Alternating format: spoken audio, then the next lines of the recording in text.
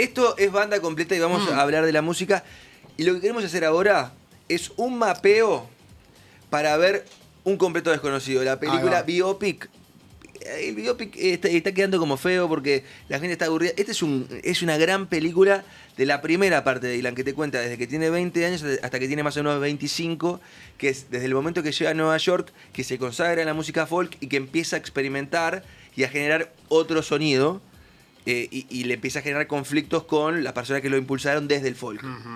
Esa es la parte de la vida de Dylan que cuenta esta película.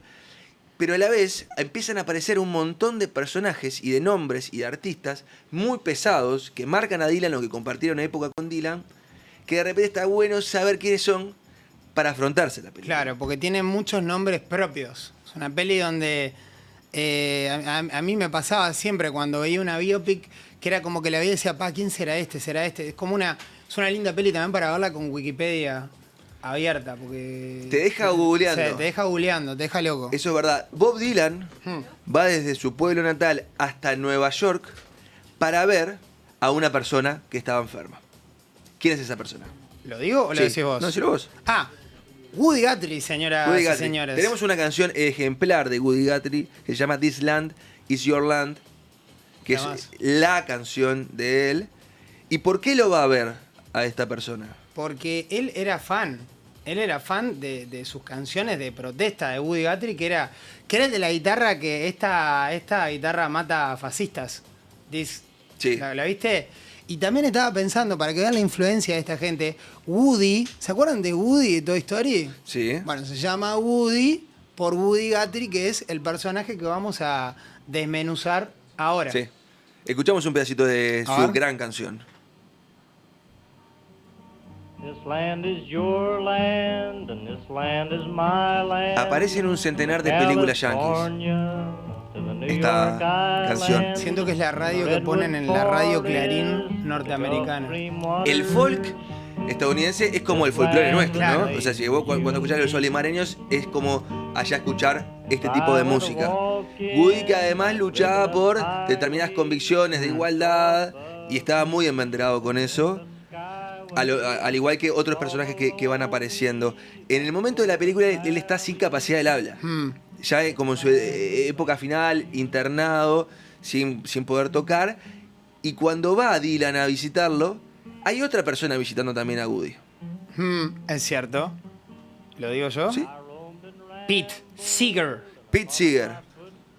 ¿Por qué es importante Pete Seeger? Bueno, Pete Seeger es importante porque es uno de los impulsores de lo que se conoce como la canción de protesta. Yo creo que un completo desconocido, una virtud que tiene, es que te muestra cuáles son las fuentes que nutrieron a Bob Dylan, cuál es el maná del cual sale lo que sería después una de las figuras más importantes de la década del 60. Pero cuando estas figuras eran figuras no tan conocidas, un poco, no eran grandes nombres, como por ejemplo, el gran nombre de la música norteamericana en ese momento sería Elvis. Estos eran más del under, más claro, de un nicho mucho más específico. Del folk, además. Del folk. Que el folk venía de no un gran momento, y todas estas personas, a partir de Woody, de Pete, empieza a crecer, coronándolo con Dylan, ¿no? Bueno, lo mismo con Joan Baez, que también vamos a hablar de ella. Estamos escuchando Which Side Are You On, de Pete Seeger, que Pete Seeger tocaba el banjo.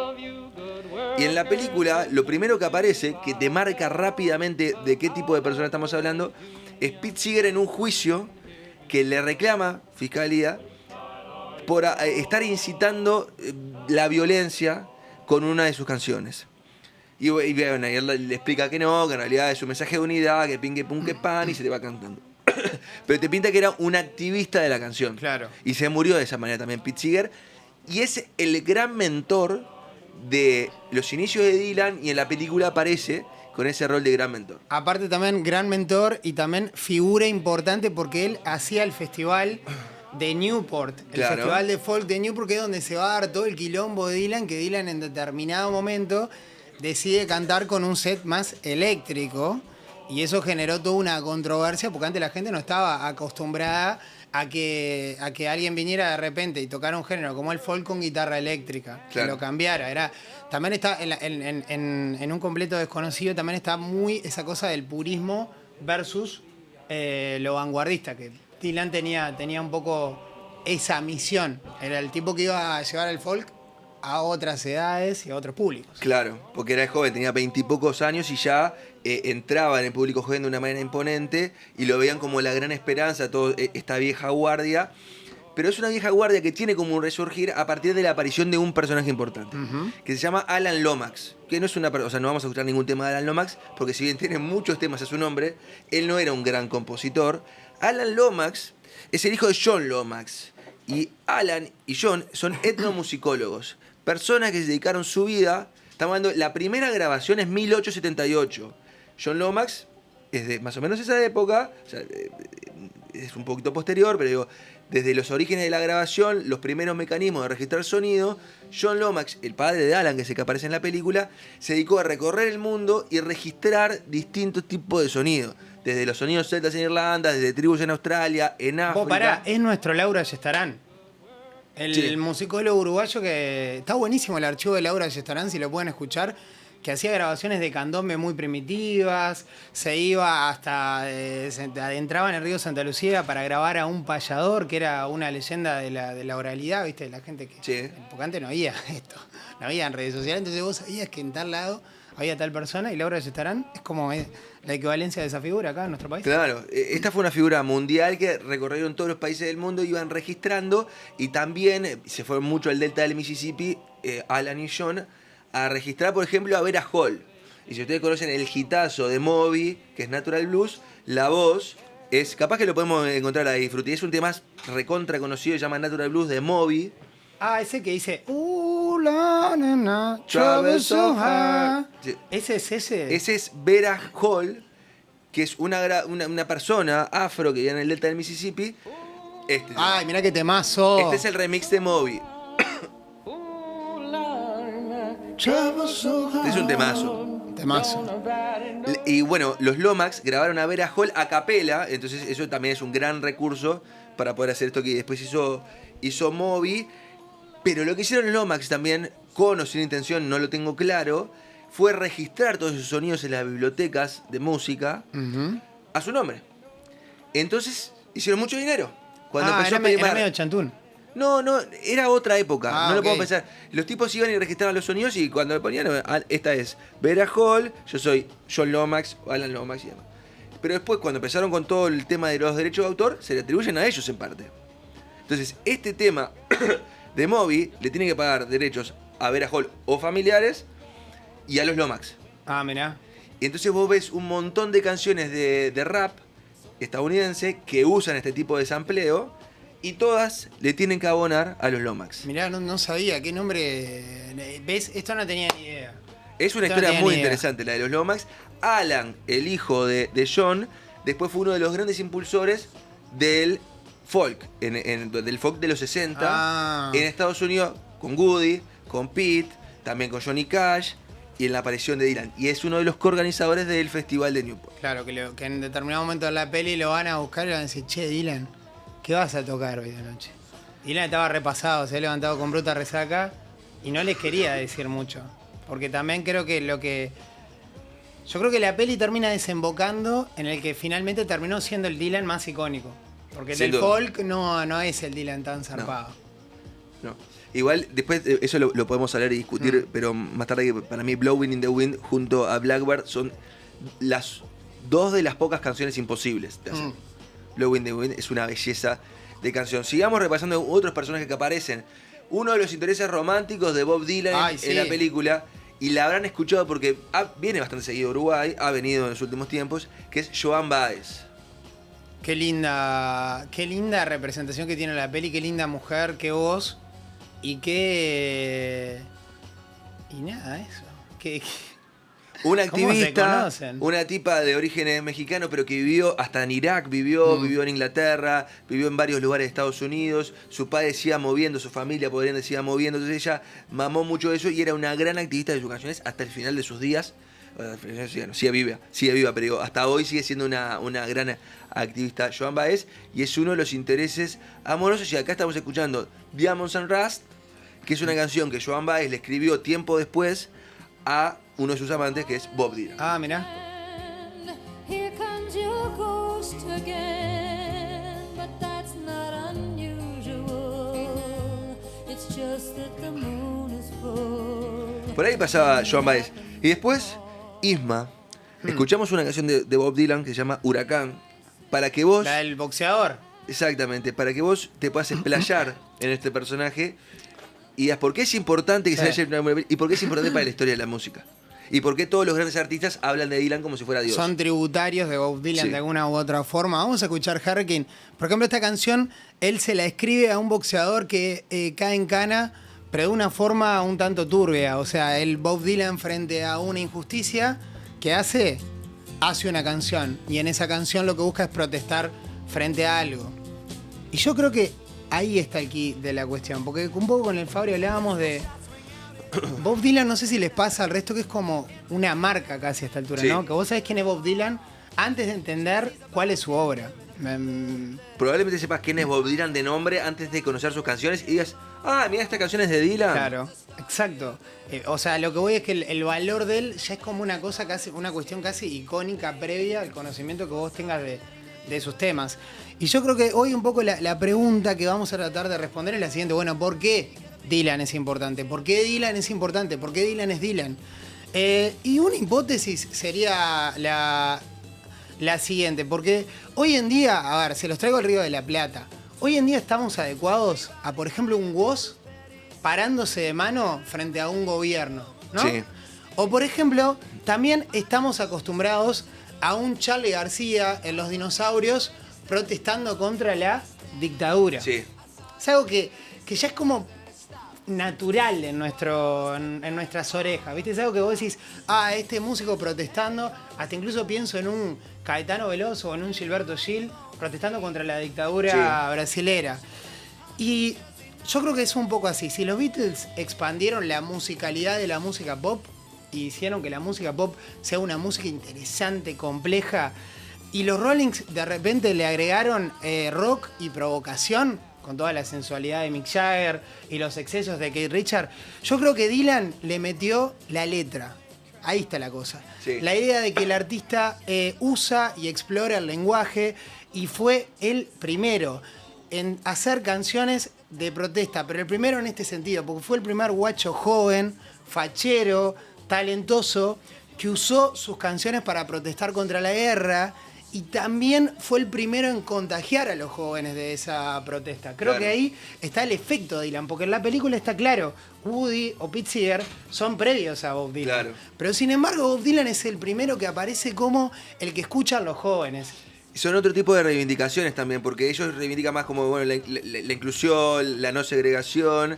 Y Bob Dylan llega en un momento de guerra de Vietnam, que era algo que los jóvenes sufrían en Claro. carne propia. Claro. Y con respecto a esto también, bueno, protestar contra la guerra, mostrar esta sensibilidad juvenil, también cierto sentimiento de izquierda, que creo que Dylan es como el primer artista grande que lo pone ahí arriba. Él tiene una sensibilidad que es diferente a otros artistas norteamericanos, diferente a la de Elvis, diferente a la de Frank Sinatra, que es más un playboy, ¿viste? Sí. Como otra cosa diferente. Bob Dylan tiene eso.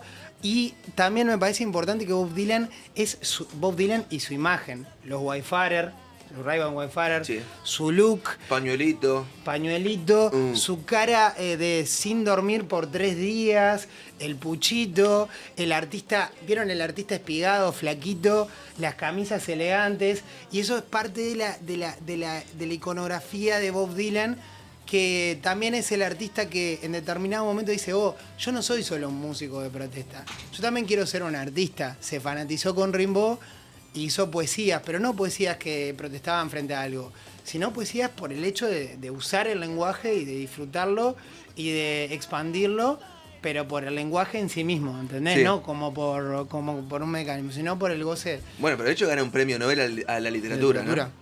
Sí, eso es increíble, que no fue a recibir, pero que el discurso Obvio.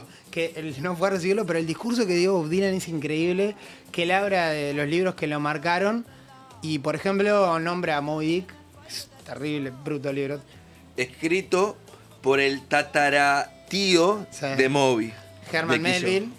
Y también habla de la Odisea, que ahora Christopher Nolan, viste que está preparando una adaptación de la Odisea para... La Odisea de Homero. La Odisea de Homero, sí Qué señor. bárbaro. Ya me parece que esto se va al carajo. Él dice que esos son sus grandes libros e inspiraciones. Entonces, claro, Bob Dylan sería como eso, ¿no? La letra en la música pop y el artista pop que logró convencer a las multitudes. Qué lindo. Por ahí un mapeo de las personas y los personajes que aparecen en Un Perfecto Desconocido para tener en claro por qué están ahí y qué importancia tuvieron en Dylan y en el resto de la gente, ¿no? Sí, de la cultura popular. Creo que Un Completo Desconocido también muestra muy bien las dificultades que él tuvo para... Le tiraban fruta, boludo, en el Sí. Festival de Newport. Sí, Dylan, que siempre fue un loco de un carácter especial y tiene una manía que no está buena a mi gusto, que es que él probablemente, si lo podés ir a ver, la última vez que vino Sí. acá, que fue en el Conrad, él Qué cambia raro mucho. Bob Dylan en el Conrad, ¿no? Bueno, era otro tiempo. Fue bastante más atrás. Pero lo que digo es que él cambia mucho sus canciones. Sí. Al punto de que muchas veces no te das cuenta de qué canción está haciendo. Algo que hace Calamaro, no a ese punto, pero lo hace también. Digo, y estoy con esa idea porque él lo imita mucho. No digo que sea ir a ver a Dylan, pero es un personaje que le puedes encontrar muchas similitudes entre ellos. Sí, Le voy a dar un vasito Sí. con agua al Fabri porque ese no... Sí, Bob lo poseyó el espíritu de Calamaro. Bob, y otro que le copiaba también mucho a Bob Dylan, Sabina le copiaba a Bob Dylan, Sí. la imagen. El Darno le copiaba a Bob Dylan Sí. también. Después siento que hay artistas que tienen como una fase Dylan, que en determinado momento se visten como Dylan, por ejemplo el de los Arctic Monkeys. Y hay claro, un tema actitudinal también, que creo que Calamaro lo tiene y Sabina también lo tiene, que es un poco me chupa un huevo todo, voy a Sí. hacer lo que tenga ganas de hacer y se acabó. A ver, Bob Dylan, yo antes de conocer a Bob Dylan o de conocer la música de Bob Dylan, si bien lo sacaba de nombre porque era un loco pesado, conocí sus canciones. claro. Porque uno de sus grandes éxitos lo interpretan los Guns N' Roses, que es Knocking on Heaven Doors. Es cierto, boludo, que es de tremendo, Dylan. gran cover. Que para mí es una de esas canciones que es mejor el cover que la original, si Sí, bien la de Dylan es tal cual. espectacular, pero la de los Guns es icónica, icónica apareció una vez. Sí. Y después... Pero bien usada. Bien usada, Bien icónica usada. en este momento. Porque ahora todo el mundo, lo hablamos la otra vez que todo el mundo dice que es icónico y ta. Le bajás el precio a la palabra. Knocking on Heaven Doors de los Guns es icónico. Sí, claro. Es icónico. Por eso está bien. Y otra que para mí esta no es icónica, pero sí es un éxito que lo interpretaron muchas veces, es Like a Rolling Stone, interpretado por los Rolling Stones, que es un tema de Dylan. Vos sabés que no sé cuál me gusta más, si la de Dylan o la de los Rolling. A mí me puede un poco más. La primera versión de Dylan está muy buena, pero la de los Rolling tiene un poquito más de sabor. Y Jagger me parece que. La de Dylan es un himno. La de Dylan ¿Estamos es el escuchando esa? himno. Eso está fuera de toda discusión. El Fruity aporta eso. Pero Esta la de es los Knocking Rolling on tiene Heaven algo que está lindo también. Por supuesto. Once upon a time, just so fine. Did the bounce it down, then you grind. And you. Estos son los Guns. Cuando lees la letra y entendés, o sea, la primera vez que ves la traducción y entendés todo lo que está cantando, Es creo que impresionante. es increíble y apunta a lo que decís vos de la importancia de la lírica Claro. en la música en esa época. Obvio. Es tremendo. Que no estaba tan claro que la música popular podía usar ciertas metáforas. De hecho, la película se llama A Complete Unknown, que es un perfecto desconocido, que es una frase de Like a Rolling Stone. Es cierto. Like a Complete Unknown. Hay un capítulo de South Park o de Los Simpsons, de South Park, que aparece Bob Dylan. Mira qué temazo, la puta Y de los madre. Simpsons también. Aparece Sí. uno Bob Dylan hablando y no se le entiende nada porque habla medio para Hugh, adentro. Hugh. El de South Park habla así. Sí. No, dice Hugh. Once upon a time, just so fine. Puta madre, qué temazo. Qué grande Bob Dylan.